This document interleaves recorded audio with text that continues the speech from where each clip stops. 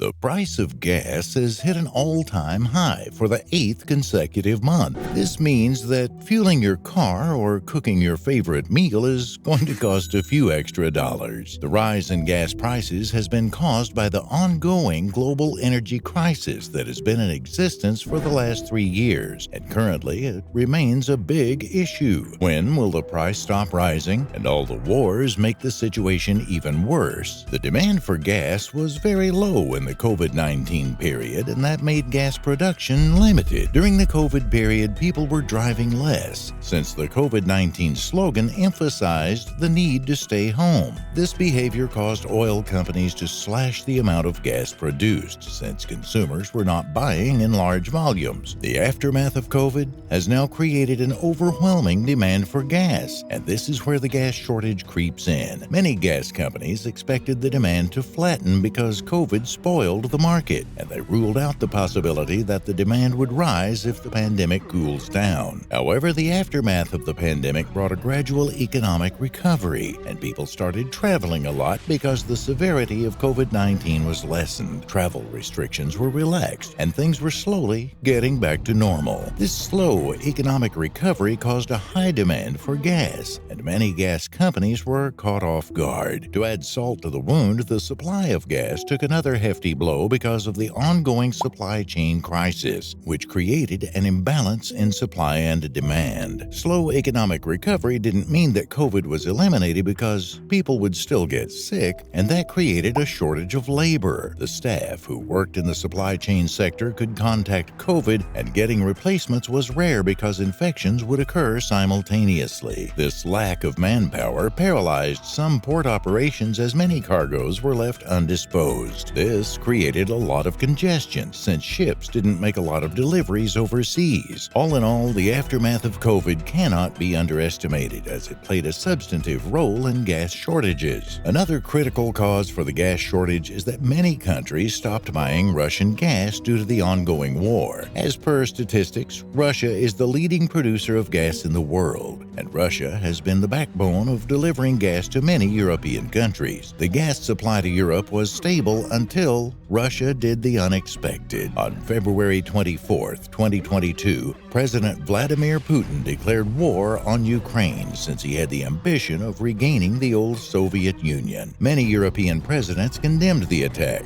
In addition, the same agony was echoed in the U.S. as Joe Biden criticized the ambush. Since actions have consequences, the European Union held an urgent meeting to discuss the way forward for the war. They came to a mutual consensus that every EU member would stop buying Russian gas as a way of destabilizing Russia's economy. Thereafter, many European countries decided to cut ties with Russia, and one country, Germany, led by example. The Nord Stream 1 and 2 gas pipes played a crucial role in delivering gas to Germany and other European countries. However, something strange happened on September 26, 2022, when an explosion was seen in the Baltic Sea where the pipes passed through. The aftermath of the explosion created mixed reactions, as many European countries seemed impressed by the move, while Russia, through Putin, described this act as a motive for terrorism. Since the explosion, life has not been the same for many European countries because of their initial over-reliance on Russian gas. In fact, did you know that 45% of Europe's natural gas energy came from Russia? This statistic alone shows that bombing the Nord Stream was technically a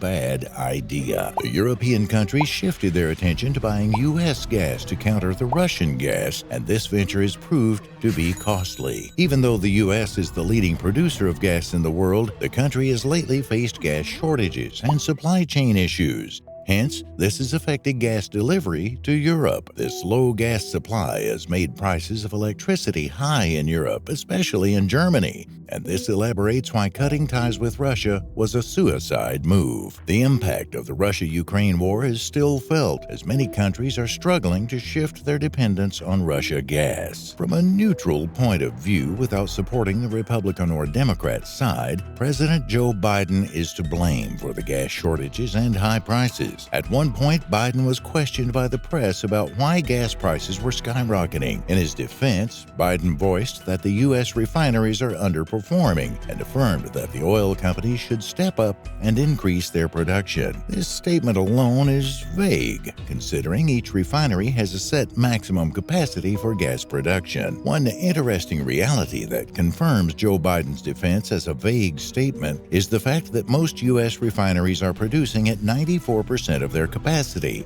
So I don't see the reason why Joe Biden is saying that refineries are underperforming. Ironically, it's like getting 94% on your test and someone telling you that you failed. Ridiculous, right? Now back to the story.